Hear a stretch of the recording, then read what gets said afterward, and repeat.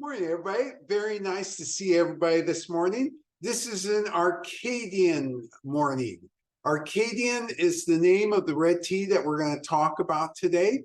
And this red tea comes from Yunnan province, Ailao Mountains. We've been to the Ailao Mountains many times in terms of teas that we presented to you. This one's a little different and it comes from a different village. So this will, by the end of this session, you'll have more information about this environment because this environment is deeper into the forest. And you'll also have more information about this section or segment of the forest, which is different than some of the other segments of the Ailao Mountains. When you say Ailao Mountains, many times it seems like, just like when we say Wui Mountains, it seems like a relatively contained space. So let me make this type of comparison. If I say to you, and you live in California, Sierra Nevadas, oh, wait a minute, that's a long mountain range. Hey, what about if you live on the East Coast and I say the Appalachians? Oh yeah, that's a long range too. Think long when you think of the Ailao Mountains and think of diversified and varied. So in the Ailao Mountains, there's these areas which are spectacular from a visual point of view because they're terraced. They're completely terraced from top of the mountain all the way down into the valley, growing rice. And so all of a sudden you come over a pass and there's this expanse of rice fields, all terraced up and down the mountain. So that's one type of picture. Think another type of picture where it's a forest, but it's not so thick and dense that you can't walk through it fairly easily. You can kind of see through it fairly easily. That's another portion of the Ailao Mountains. The portion I'm going to talk about today gives you almost, if we were to take a Western framework, almost an ecclesiastical feeling. That is a place of great mystery, a place of great beauty. This is where Arcadian comes from. So let's jump right in today. Oh, wait a minute. I haven't done shop news yet. Yeah, we got to do some shop news first. So I haven't been complaining much, at least publicly, because the tea masters said it's not a good look for me to keep complaining about things that I'm worried about. However, this last 2 weeks, I had been worried about a major set of shipments that were stuck in customs. And it was an interesting story, and this shows a couple things that we as Americans understand, that if we have an expectation, we should follow up on that expectation. And so that's what I did when FedEx said, oh yeah, your shipment's going to arrive on X day. And by the way, it went from China to Japan and came to the US, and that took just 2 days. And I was delighted. And I was thinking on the third day, if I'm lucky, maybe these will show up. Tea master said, just be patient. By the 5th day, I was impatient. And I called FedEx, where's my tea? And I got, all sorts of explanations. But the form said it was backed up in customs. And by the time I called the next time, they said it was missing a document from China. And when I pointed out to them, oh, you already have that document online and I can see it. They went back to the drawing board. I'll be there in a day or two. Don't worry. Give us 2 days to get posted. 3 days go by, no information. Now I'm really nervous. Call. Oh, it's the freight people. Oh no, it's the international people. So at the end of this long but not tragic story, the last time I called FedEx, the agent was extremely helpful and said, you know, this doesn't seem right. Goes through and she says, you have to give me some time. I'll call you back. And she did. And at the conclusion of the call, she said, it'll be there truly tomorrow, which in fact, the good news it was. But before I hung up, I asked her the following question. I said, did I do something wrong as the importer? How did this happen? And she said, okay, this is offline. She said, we had confusion. So the moral of this story is if you think something should be a certain way, keep checking, of course, politely, and things will work out. And so that's the good news. We got this huge set of shipments in. This is the last known shipments this year. Now, you've heard me say that so many times, but we're so late in the year that this time it's probably true. So it'll take us about 30 days to get those teas on the board. We'll get them on the board, and then that'll be this year's tea. So that's the shop news this year, for this session. Really, really great news that the tea is here. And we're excited to go through and start the whole process of naming, making sure that the tea is what we expected, and then reorganizing the boards so that you'll be able to see it. All right, so let's go now to the Ailao Mountains. I said at the top of the broadcast that this is, and if I didn't say what I should have said, this is the southern Ailao Mountains. So the Ailao Mountains is in central Yunnan province, so it's the southern portion of those mountains. And in this area, there are 2 or 3 counties for which an incredible amount of acreage has old and ancient tea trees on it. And in fact, in the world, it's probably the highest concentration of several items related to tea trees. First, old and ancient tea trees all by themselves, the highest concentration of that. It's also the highest concentration of different species of tea trees. So does species make a difference? And why the heck should we care about that? Well, and actually, more importantly, why are Chinese scientists starting in the 80s, but really with huge acceleration since about 2012, 2013, now focusing more attention on studying each of these species? Because it turns out when you take the germplasm, that is the genetic material from these species, and you're thinking about, okay, what's the future going to look like? Now, let me see here. The headlines say, oh, global warming. Oh, that means there might be some changes in the atmosphere. That means there might be some changes in the terroir, especially the weather-related portion of the terroir.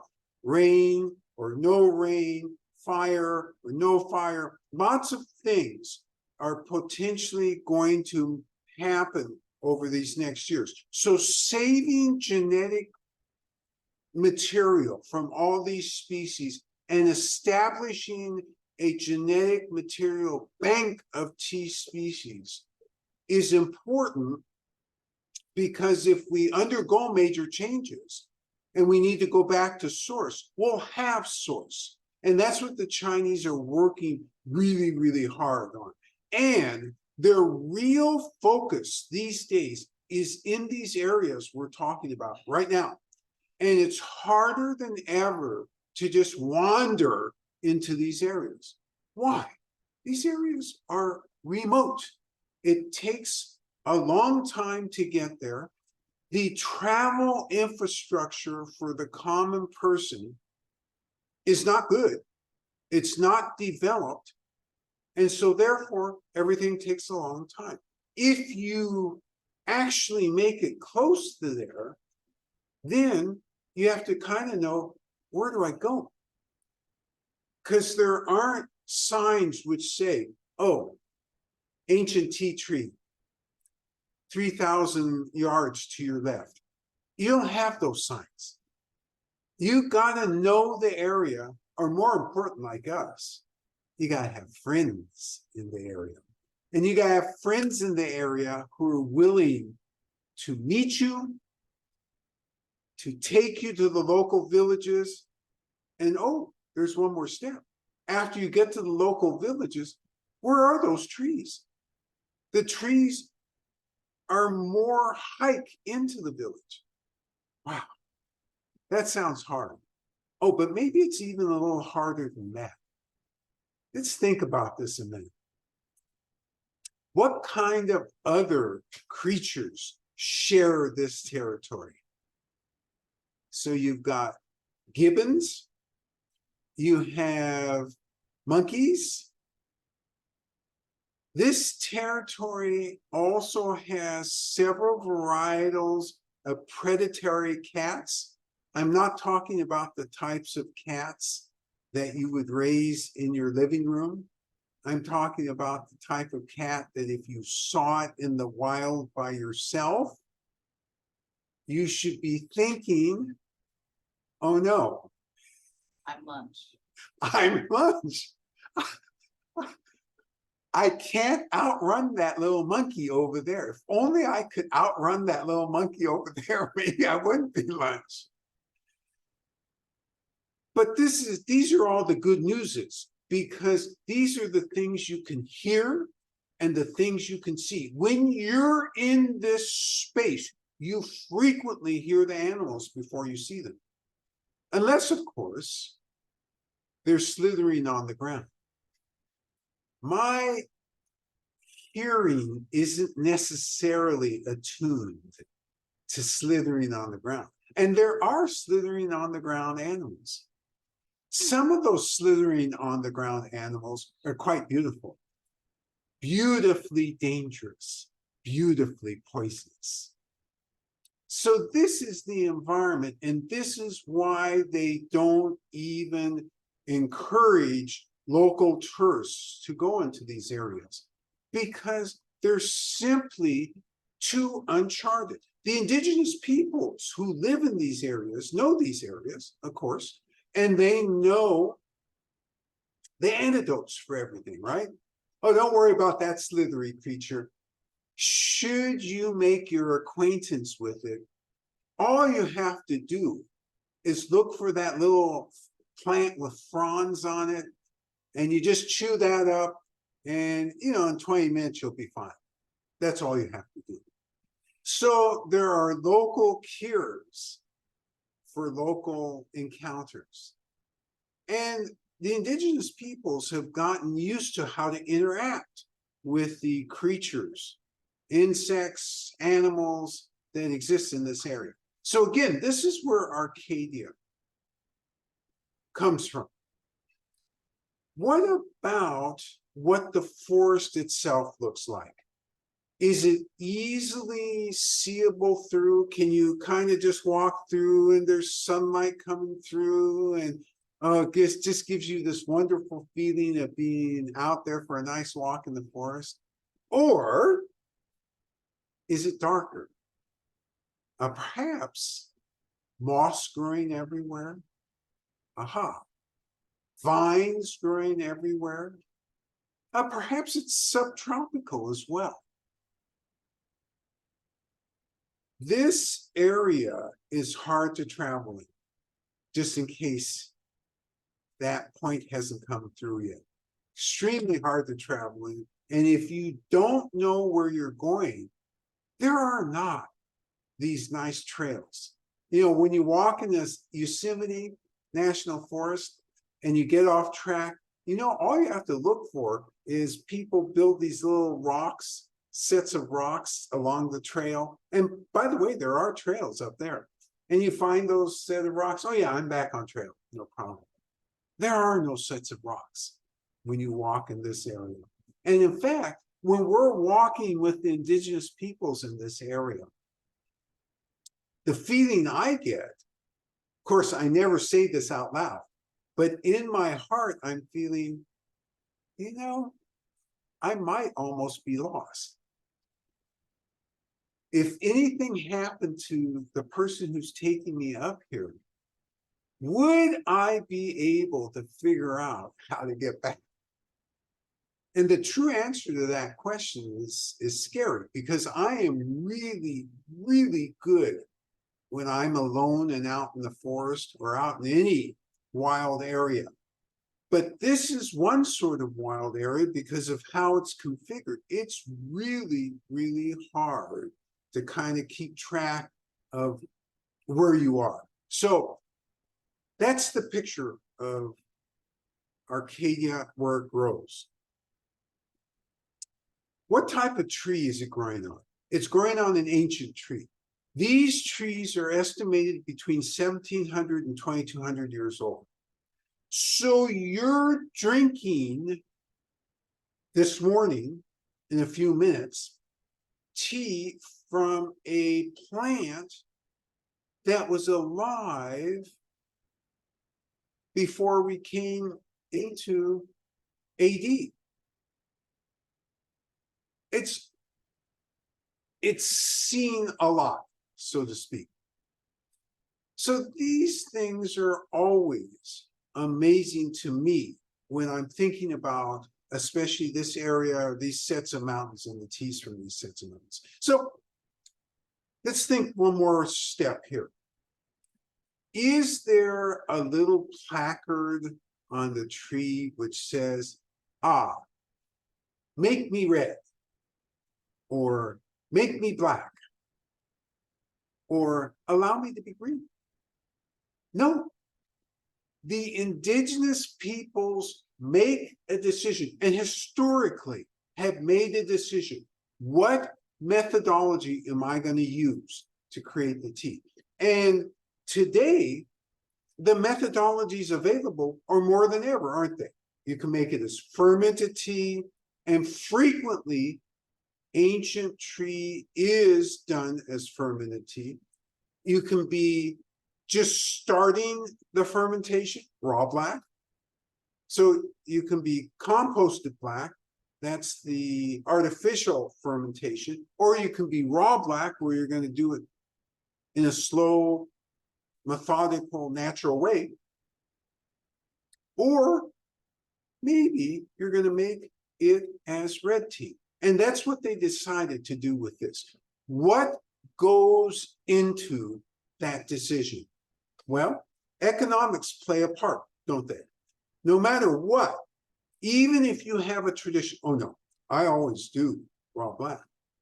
If all of a sudden somebody comes and says, yeah, I know you always do raw black, and I respect that. Raw black is good. By the way, you see that truck over there laden down with its tires, you know, nearly flattened by all the gold that's in that truck? I'm just pointing out that truck over there. And by the way, I like red tea. They are going to make red tea. That's the bottom line. So because they know, and over the years have developed both the methodology for doing red tea and raw black and the artificially fermented, or keeping it as a green tea. Almost nobody keeps it as green tea. There's no market for that in that area. And more importantly, they themselves probably wouldn't drink very much of that. They predictably in that area kind of tend, not kind of, they tend towards rubber. And then secondarily, over the years, they've developed the red, which is the heavily oxidized. So we've been on this red journey, and this is actually the 5th consecutive week of reds. And so for those of you who have been on the full journey with us, now would be a good time to get your notes out and think about what each of the teas has been in terms of flavor profile. I'm going to give you a little bit more information about the indigenous peoples in relationship to doing red here. So in the Ailao Mountains, by tradition, usually if they do a red tea, it's not going to be as heavily oxidized as, say, outside of the Ailao Mountains. So if you go to Anhui, you remember, they oxidized 90, 91, 92, 93%, right? You go almost anywhere else in China where they're doing red tea, it's going to be oxidized in that range. Oh, but here in the Ailao Mountains, no, they oxidize as little as 80%. So that gives this type of red tea a distinctly different flavor than the red tea from other parts of Yunnan province, because most of the other parts of Yunnan province are oxidizing higher, more. Let's quickly review the steps. You got to pick. Oh, you're climbing in the trees, and this is in a forest. So you're climbing one of the trees around the tea trees, and then you poke your head through, or cross over, poke your head through, and go ahead and pick appropriately. You bring back to the farm, you wither. So that means you dry almost always under sunlight. If it's not sunny, obviously you don't leave the leaves outside in the rain. You take them inside and you wither inside. That's the least ideal way for the farmer. And think about why that's so not ideal. It's not ideal because you gotta have space and you gotta be rotating things, right? And if it rains for more than one straight day, if it rains for 5 straight days, oh my God. First off, you can't go pick anymore. Second off, you're kind of moving this stuff around. You're trying to make sure it's not too humid, not too wet. You want that moisture declined in the tea leaves. And sunlight will do that. And actually, the weather patterns during the picking season are conducive to that. Very rarely does it rain any appreciable amount of time. If it rains, you might get this little squall for an hour. Blink, sun comes back out, everything's good. Doesn't rain during this season day after day after day. And that's really, really important. So you go through the withering process. You're going to ask me a question, and here's the answer. You wither from a farmer's perspective until it's ready. Now, that's not a very satisfactory answer, is it? We're Americans. You know, when Betty Crocker says, you bake the cookies until they're ready, we would never have remembered the name Betty Crocker. Our forebears would never have used that type of descriptive cookbook. Answer is no, but that's not what they're doing in China. They're using their nose. Go ahead, yes. Back to harvesting, a participant has a question. How high in the ancient trees will farmers climb to harvest? And then how tall are the ancient trees? Great question. So this is a question about heights and abilities and bravery. So these trees can be as high as 50, 60 feet. Normally, on average, most of these trees are in a range of about 18 feet to about 30 feet. So if you fell out of that, that's a little different than falling out of a 60-foot tree. On the other hand, remember, I'm only talking about falling because I'm imagining myself going up that tree. The tea pickers never fall out of trees. It would only be somebody like me who would go up, whoops, missed that branch. Oh, that's a long ways down. So that's the height. The other thing implied by the question is, are they wearing, modern safety belts and have them attached, to each of the trees so that they don't fall away to the ground? The answer to that would be no. Not only are they not wearing any of that equipment, remember I said they're picking. They don't just pick and then toss it to the ground and ask somebody to come and pick up after them. They actually have a container on their back. Pick, throw in the back. And the other part of that question is, what if I'm scared of heights? And yet I'm a tea tree picker. Can I get away with picking near the bottom and, just pick the leaves near the bottom of the tree? Or do I actually have to go all the way to the crown where the new growth is and pick from there? Answer is you got to go to the crown. That's the requirement. You want new growth. They're not trying to pick old growth. What if they pick those gnarly, woodsy, old growth leaves? First off, they would never be on this board. They wouldn't qualify from a taste perspective. So the farmers know this. They want good taste and they want to sell this stuff. So did I cover all the I believe you did. Okay, great. Oh, one more question Yeah. though, from another participant who manages the pickers. And how many times can they be, how many can be on a tree at the same time? Who manages the pickers and what kind of capacity does the tree have to hold multiple pickers? So generally speaking, if you're talking about a tree that's 60 feet tall, that can actually take multiple pickers. You normally wouldn't have more than 2 on a tree like that. Frequently only 1. In general, so say the tree is 18 feet high. Say it's a, maybe say it's a 1,200-year-old tree. So it falls under ancient, but it's not hugely ancient. What would you do?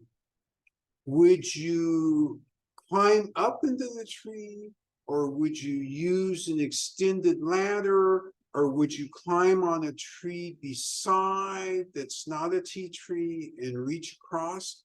So you usually, for that height or less, they do have some extended ladders.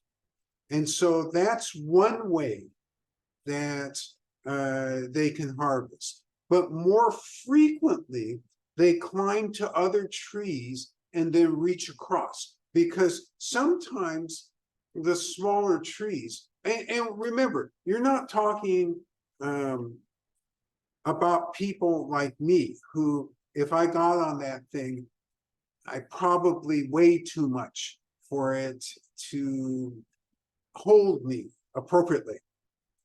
We're talking about people's, oh, and by the way, another implied question by this. Is it mostly men who are picking, or is it mostly women who are picking? It's mostly women who are picking.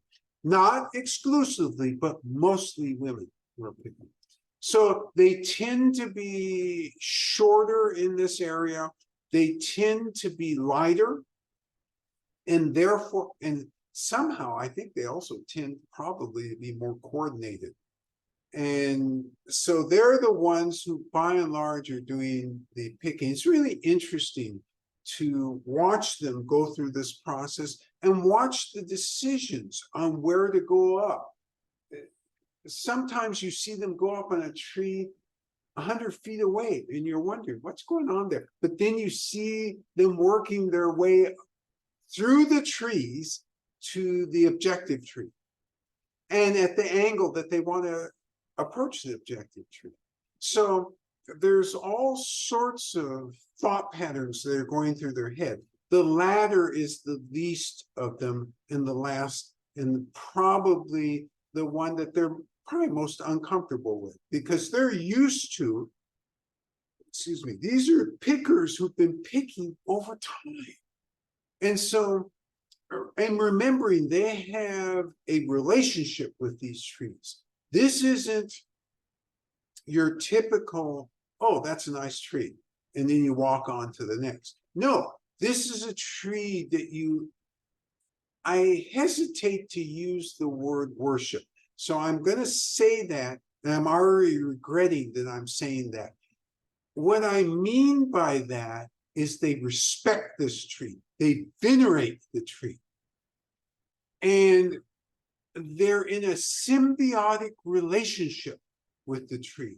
And as such, they're like an old friend. And so therefore, every year, throughout the year, they visit.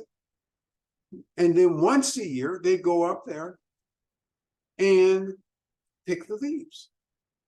So in terms of the managing the pickers question, then does that mean these are the same pickers year after year who are maybe part of the farmer's family, or just are other villagers? Or... Great question.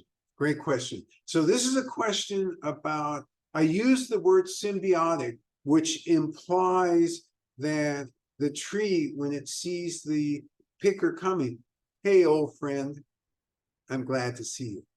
If the tree had words, those would be the words it would use, because this is a person who comes year after year, and it's not just a person, it's a villager, somebody who lives in that area. You know, when I come up to the tree doesn't even have any words for me. That's because I'm not, in quotes, an old friend. Actually, I am an old friend, and over time recognizes that. But that's another story and another point, and I shouldn't have gone there. So let's back up and stick to where I am, which is, it's the same pickers year after year, or the same group of pickers year after year. Remember, are these economic assets that I'm talking about? They sure are. They're important economic assets. Therefore, do you just allow any person to come and pick? No. And, oh, by the way, if you're walking through the forest, you're ambling for your morning stroll through the forest, and you see a stranger there, that's not good news. You don't want to see anybody there that you don't recognize, because again, this is an economic asset. Why is there a stranger gazing longingly under your ancient tea tree? Perhaps a relative of an LCS? Okay. Oh my gosh. Everybody's really thirsty. Sorry about that. Lost track. Tea Master, Bijou, time for you to demonstrate how to brew Arcadian. So with great pleasure, I bring forth the numinous Tea Master, Bijou. Okay, so 你们好，早上好，早上好 ，Good morning. So we do red tea 红茶，so 红茶 from Ailao Mountain in Yunnan. So this is my style. So people the farmer, this is the same usual. This is my tea trays. Okay. Yeah. So usually 3 cups. Okay, we do 3. So this is the tableau that Tea Master set up. And when I use the following expression, there's a meaning to it. And for those of you who come and study small cup here, you'll understand right away what I'm saying. We are doing large cup, and that's what we teach you. However, we're doing it using Kung Fu philosophy, Kung Fu style philosophy. And this refers to a certain set of details in how you treat the water, how you treat the tea leaves, how you make judgments about the tea. Doesn't matter whether it's small cup or large cup, the principles continue to be important. And we stick by those principles. So this is her tableau. You don't have to have 3 cups, 2 is enough. But if you have 3 cups, you can dissipate the steam faster. You can aerate the water faster. So that's why she has 3 cups for the purposes of this demonstration. You see a garden variety, a kitchen variety, strainer, and then a tea toy. Is the tea toy necessary? No, not necessary at all, but it's fun. And so doing tea, part of the whole process of doing tea is being present. Tea rhythm, being present. Tea toys help you be present. What she's doing is aerating the water. And when she first poured water in there, you can use any temperature of water between 170 and 212. Because all you're trying to do is heat the cup, trying to make sure that the cup has no foreign elements, you know, things like soap stains or anything else that don't belong there.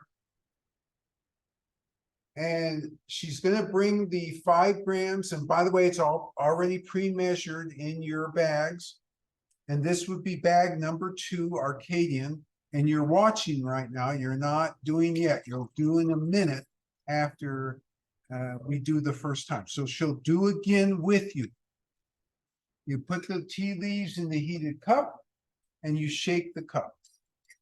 Why are you doing this? You're doing this in order to make sure you have the right tea leaves in there and to wake them up.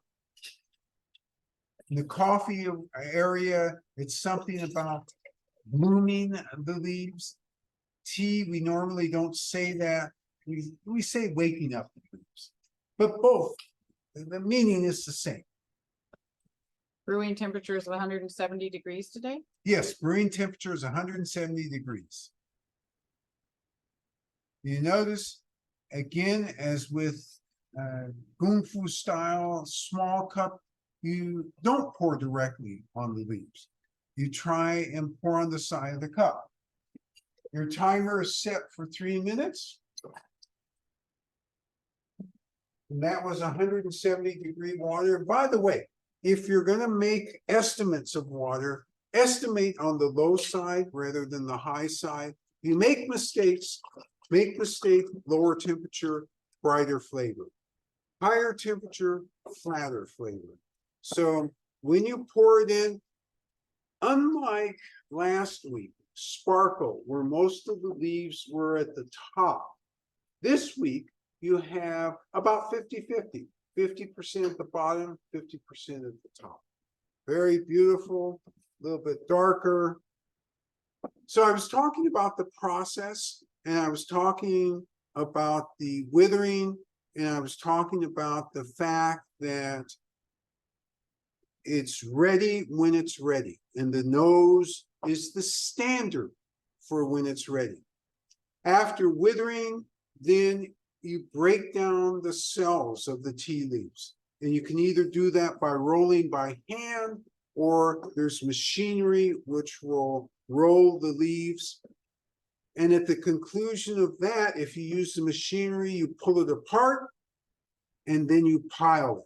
Why do you pile it? You give it a chance to oxidize. And you want it oxidized, or their objective is around 80 to 84%. Now, if I ask them this question, hey, gosh, I see you're piling that tea, and I understand you're oxidizing that tea, and what percentage are you gonna oxidize that to? They give me the blank stare, as they should, because that's not how they talk about it. They talk about it as, we're gonna oxidize this until our experience tells us it's reached the ready point. Now, because scientists, Chinese scientists also work with and measure and follow along. They know it's in that 80 to 84% range. But that's not, again, how the farmer is thinking about it. It's thinking about it more in an elemental way. I'm doing it until my nose or the feel or the look tells me it's ready. And when it's ready, I'm going to stop piling it. I'm going to take it. I'm going to then put it in either a heated cylinder or I'm going to put it in an oven and bake it. Okay, 3 minutes is done.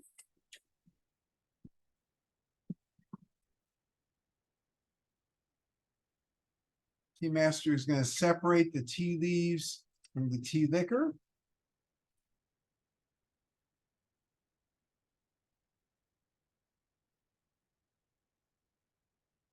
No, just steady, present, not in a hurry. Just getting it done nicely and neatly.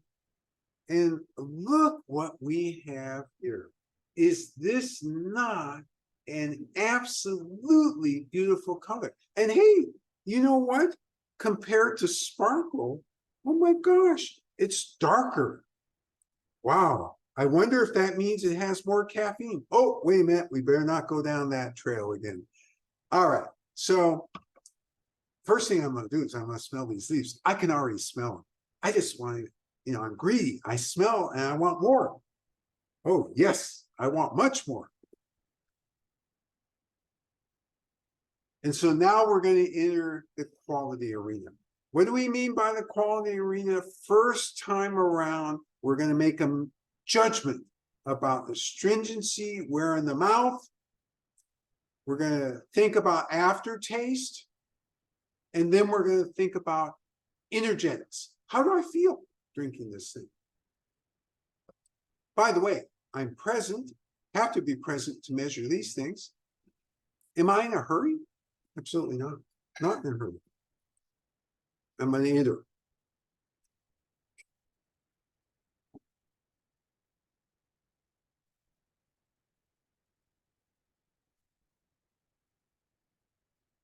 Well, without giving anything away,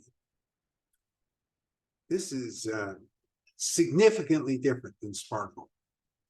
Let me take the second quality arena. Sip. Focus on aroma. Focus on validating or solidifying where I think it's occurring, the astringency in the mouth, aftertaste, and then the taste itself. What am I experiencing? Still alert and aware of energetics.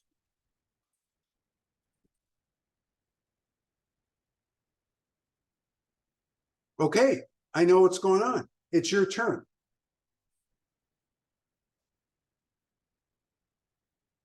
Remember to set your timers for 3 minutes. Your cups are nice and ready. Heated.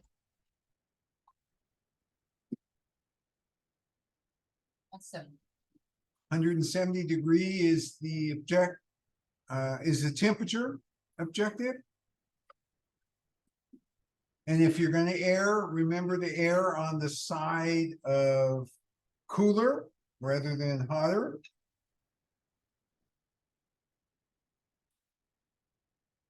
Aerate the water.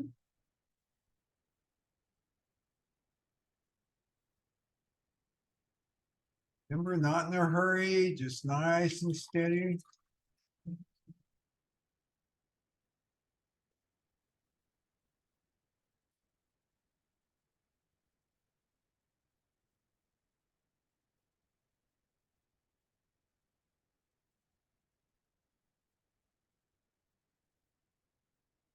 And then add the tea leaves. This would be bag number 2, Arcadian.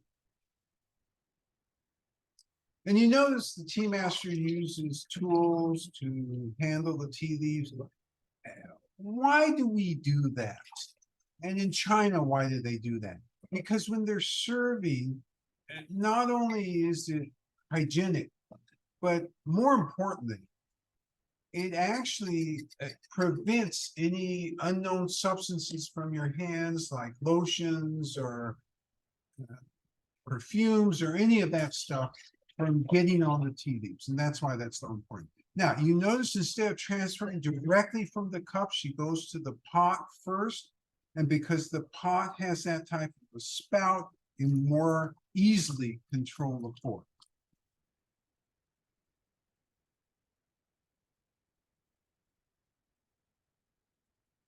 Okay. You add the water and you start the timer. So, what does this village look like? Let's talk about the geography a little bit. Aside from the fact it takes forever to get there, what's the elevation of this area? It's around 6,000 feet above sea level, something like that.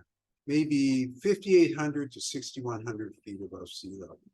So the winters and early spring, it can be a little chilly. It doesn't snow normally in this area. And in addition, the rainfall in this area is mostly during the summer months, summer and fall months. And this area gets around 70 to 80 inches of rain a year. So the watershed, when you're out in that forest, there's streams, there's water dripping, all sorts of different places. It's a really, really beautiful area. What else about the actual physicalness of how they live? It's almost, one could say, a communal village. They don't necessarily eat all their meals together, and certainly their places are separated to a little degree from one another, but it's physically pretty close. And they tend to eat a lot of meat in this area and a lot of wild herbs.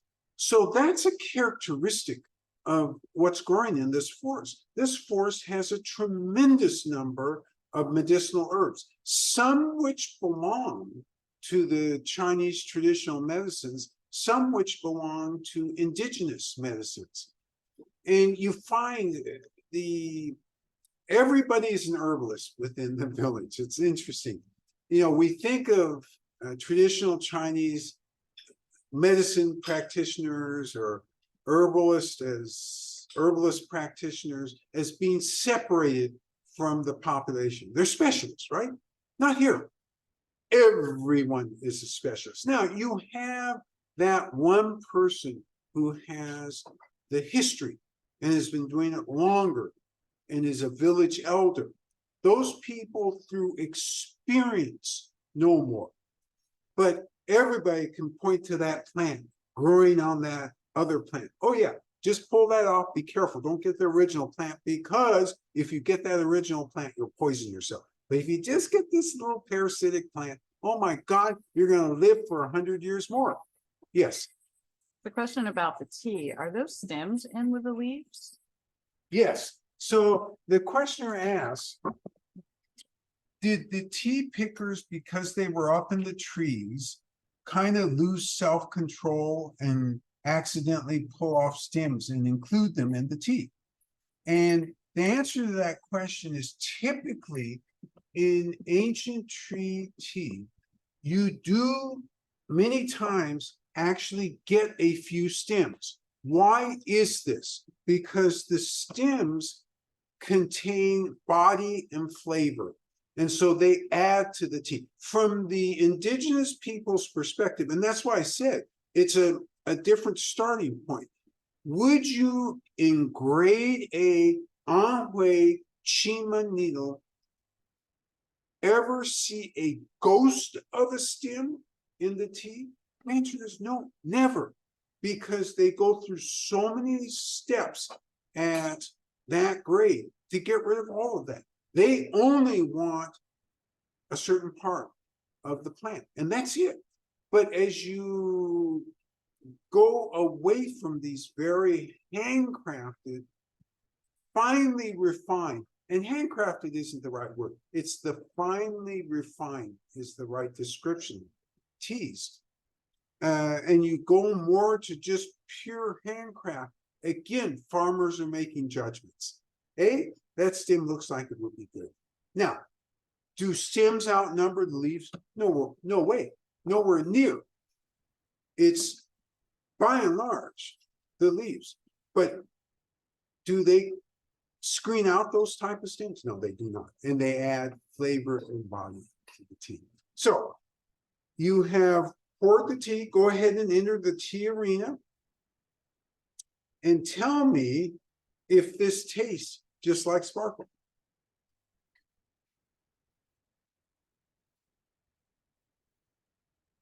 It certainly doesn't look like sparkle, remembering again that sparkle was so much lighter.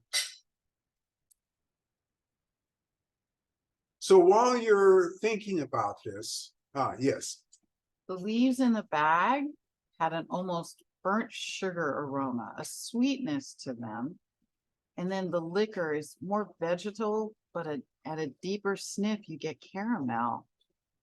And in my humble opinion, says the commenter, first sip clean, thirst quenching, a tiny dryness on the lips. Love this description. Dried leaves, hints of sweetness.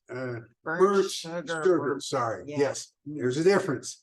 The tea Liquor itself, more vegetal.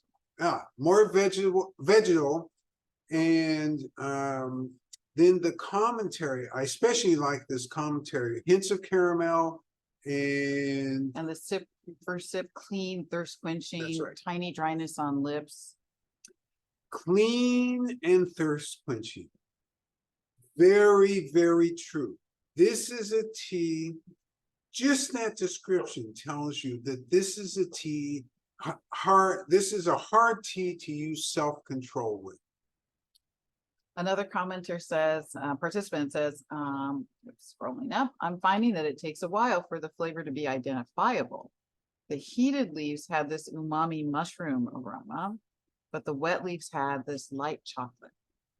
Wet leaves, light chocolate, heated leaves, umami mushroom. Mm-hmm.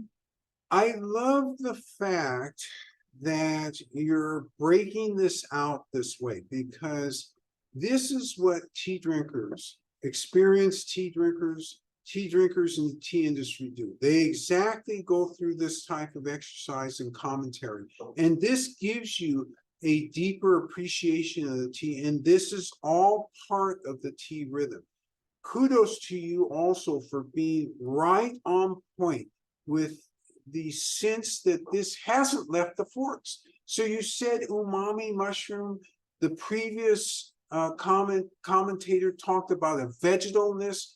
Yes, it has not left the forest. It comes from the forest, and you're picking that up. But in addition to that, you're picking up the processing notes. Burnt sugar, hints of caramel, and then from tasting perspective, just thirst quenching. Yes. Another participant says the wet leaves are extremely fluffy.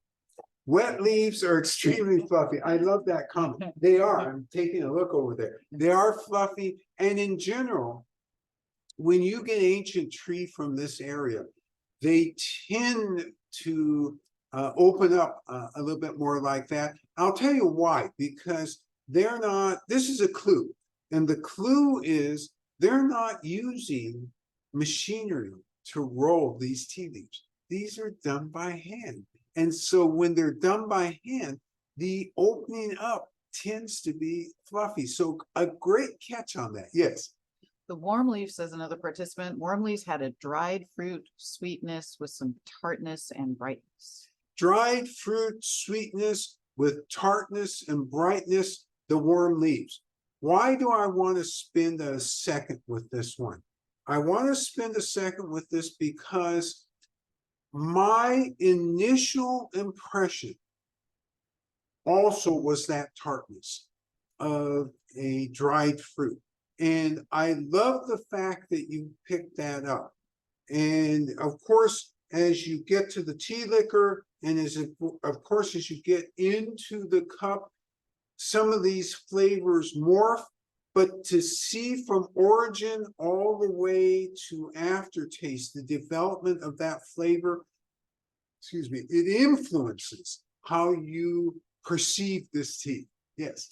Participant says the flavor that comes through as it cools is light citrus, vegetal, very much more subtle than sparkle. That's smooth with low astringency and dry. Smooth with low astringency and dryness. It's more subtle than sparkle with hints of citrus and Vegetal. vegetality. What a great juxtaposition. Citrus and vegetality. Who normally says those two things together? And yet, this is what this tea is about.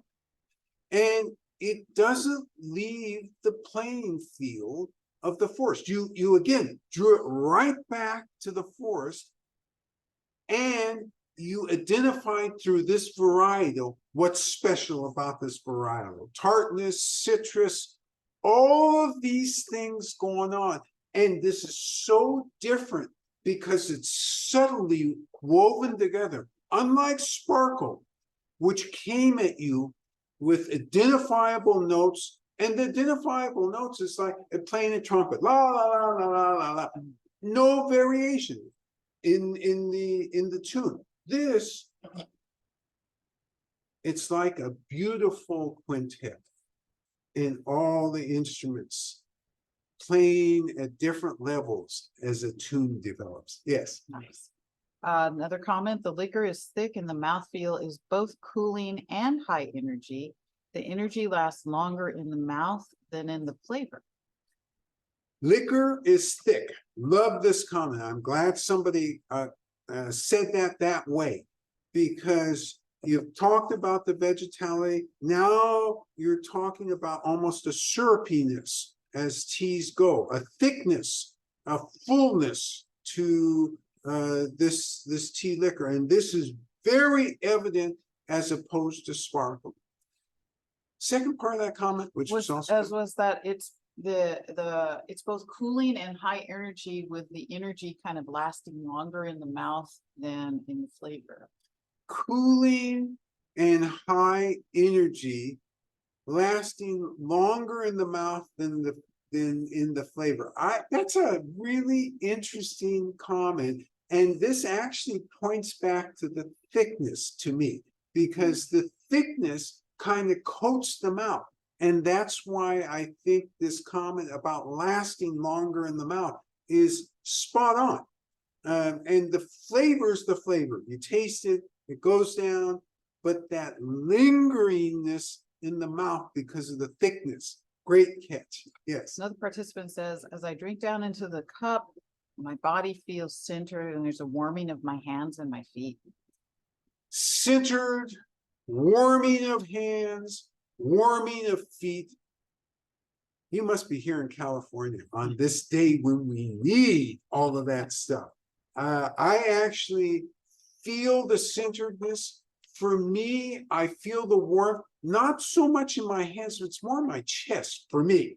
Everybody's going to have it in a different place. I actually, now that you mention it, my feet do feel warm.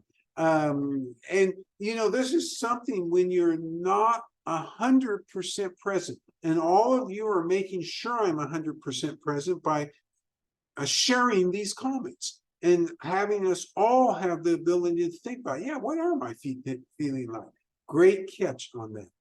Participant says it's very balanced. Love this comment. Balanced.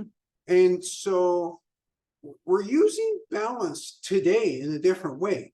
And I love the fact that you're using it, because I just brought up the sense of a quintet.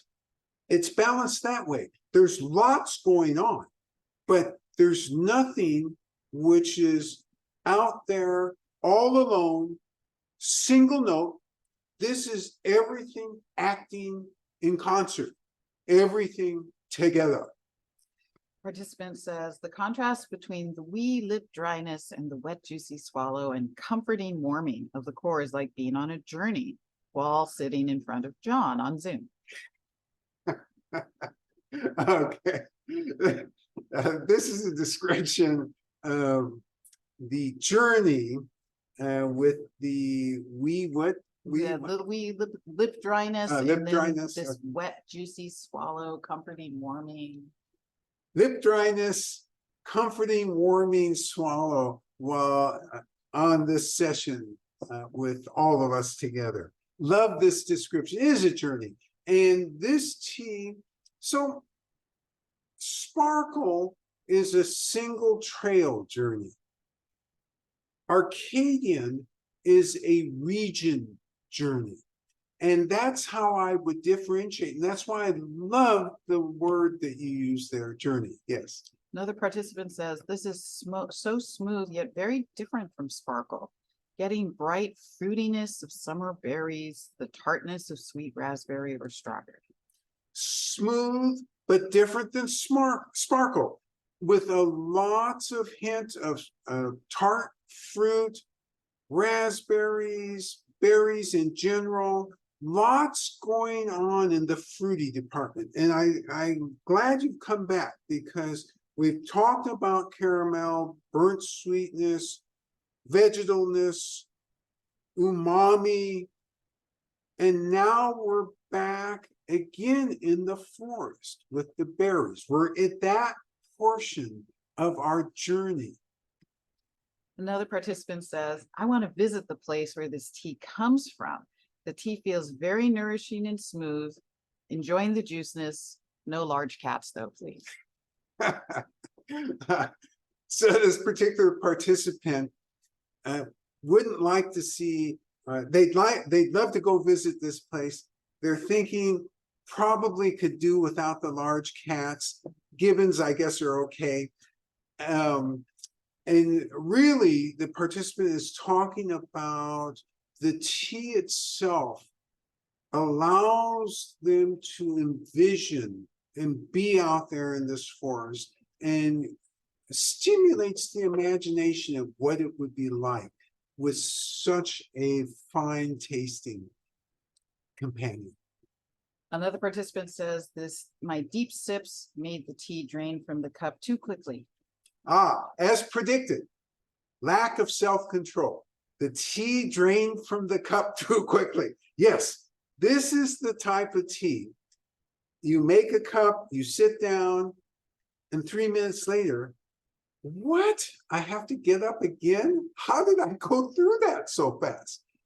This is that tea because your mouth and your presence is playing with this, and the tea is playing with you, and it's juicy. So all of those things together, it goes down fast. It goes down real fast. Yes. Another participant shares, this tea is magnificent, extremely warming from the heart, smooth, sweet, fruity, and deep flavor.